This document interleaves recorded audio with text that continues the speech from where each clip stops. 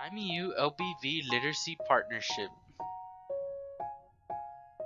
Services provided by the TAMIU-LBV Literacy Partnership made possible by generous support from the Lamar, Bruni, Vergara Charitable Trust.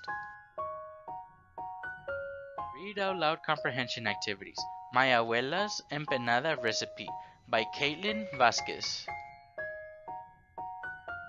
If you haven't listened to the story yet, pause this video and click the link in the video description.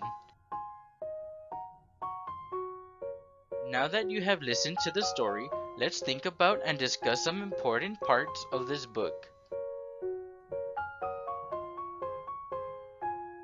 Why couldn't Rosa bring herself to bake? After Abuela was gone, Rosa's passion for baking was gone too. Without her Abuela's empanada recipe, she did not want to bake.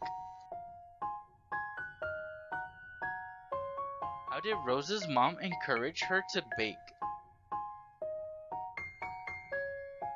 Rosa's mom did not want her to give up. She suggested Rosa to create her own empanada recipe. After trying her best and giving up, Rosa finds a surprise.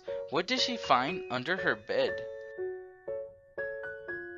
Abuela had left Rosa a letter along with her empanada recipe under her bed. Why was opening a bakery important for Rosa? Rosa dreamed of opening her own bakery to show her Abuela's recipe to the world. Why was Rosa disappointed with her empanada recipe? Even though Rosa's empanada recipe was good, it was not like her Abuela's, and that made her sad. As seen through Abuela's letter, words of encouragement can be very helpful to our success. Write a letter to a friend or family member. What do they dream of? What do you hope for them?